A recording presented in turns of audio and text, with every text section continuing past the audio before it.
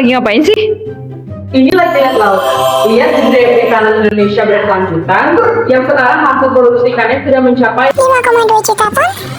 dan ini semua dicapai karena program bakau. Dan itu doang, pengendalian bakau yang menjadi pahlawan erosi abrasi Indonesia sudah mencapai 3,4 juta hektar.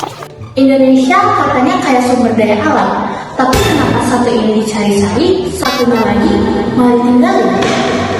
Contohnya nih, cara terlantar. Tanah seluas ini, itu kita bisa jadiin dia tempat tanam, terus kita bisa menjadi dia tempat ternak, bahkan kita bisa bikin taman. Tapi kenapa malah jadikan tempat rumput liar yang tidak bahagia?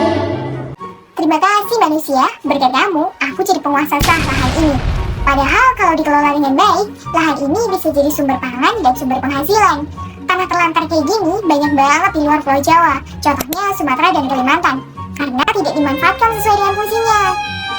Contoh yang kedua ada pembunuhan liar.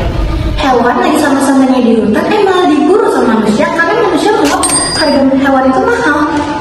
Contohnya kayak harimau Sumatera, badak Jawa, orang hutan, dan komodo. Kalau misalnya terus terjadi pemburuan, tentunya ekosistem di Indonesia bakalan rusak.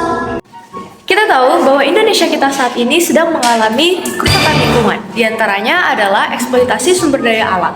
Eksploitasi SDA ini telah dilakukan pada sektor kehutanan, lautan, dan juga pertambangan.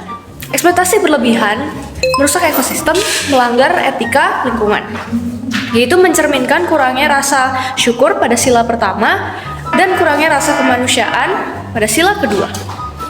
Selanjutnya juga melanggar sila kelima karena hasil sumber daya alam biasanya hanya dimiliki oleh kaum elit dan hasil sisanya tidak dinikmati bersama atau pada warga biasa.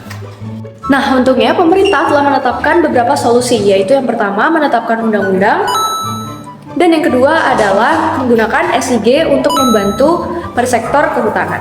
24 hours later.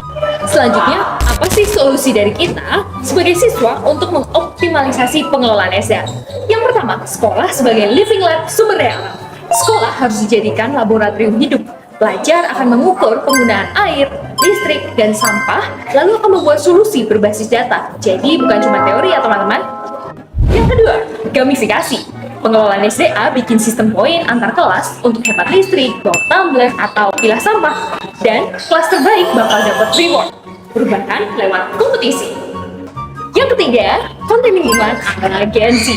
Pelajar harus bikin short video, entah itu thread, podcast, atau segala hal berupa konten tentang sumber daya alam, supaya isu lingkungan bakal jadi relatable dan viral, bukan membosankan ya. Yang keempat adalah SDA dari sampah atau Recycling Vision. Pelajar bisa mengubah limbah jadi sumber daya baru, seperti eco-brick, eco-enzim, pupuk cair, atau pupuk kreatif yang bernilai jual.